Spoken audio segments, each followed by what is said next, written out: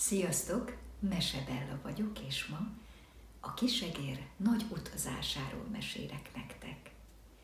Egyszer egy pöttömi kisegér felkerekedett, hogy nyakába veszi a világot.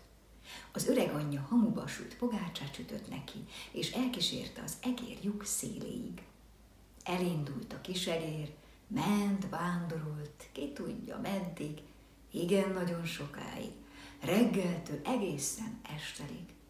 Aztán hazatért a nagy útról. Hey, öreganyám! Kiáltotta már a küszöbön. Megtudtam, hogy én vagyok a legerősebb, legügyesebb és legvitézebb az egész vidéken.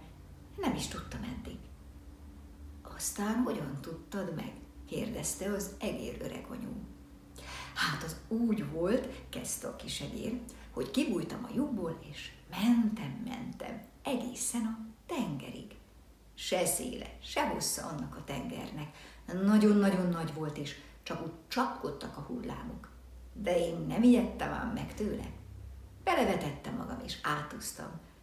Magam is csodálkoztam, hogy milyen jól úszom. Hol van az a tenger?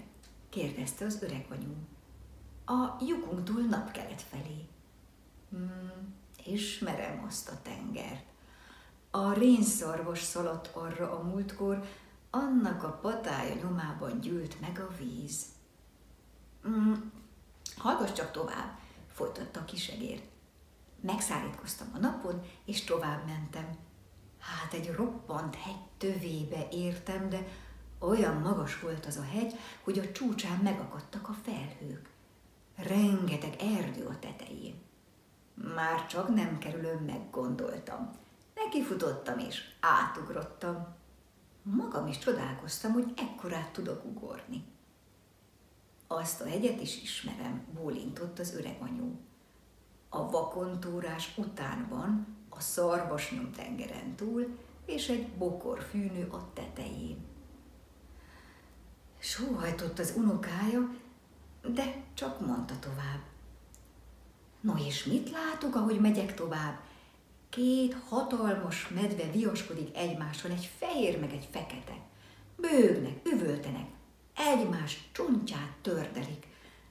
Csak hogy én nem féltem ám tőlük, közébük rontottam, az egyiket jobbra röpítettem, a másikat balra. Magam is csodálkoztam, hogy puszta kézzel bánok el két medvével. Ismerem azokat a medvéket is, felelte rá az öreganyú. Az egyik a fehér pille, a másik a légy. Ekkor már sírva fakadt a kisegér. Hát akkor se erős nem vagyok, se ügyes, se vitéz. Szarvasnyomot úsztam át, vakontúráson ugrottam keresztül, pillét meg legyet gyűrtem le. Azt mondta erre bölcsen az öreganyú. Egy ilyen pöttömi kisegérnek, mint te vagy, a Szarvasnyom végtelen tenger, a vakontúrás égig érő hegy, a pille meg a légy medvék. Ha nem ijedtél meg egyiktől sem, akkor csak ugyan te vagy a legerősebb, legügyesebb és legvitézebb kisegér az egész vidéken. Ha tetszett a mese, tartsatok velem legközelebb is, és iratkozzatok fel a csatornámra.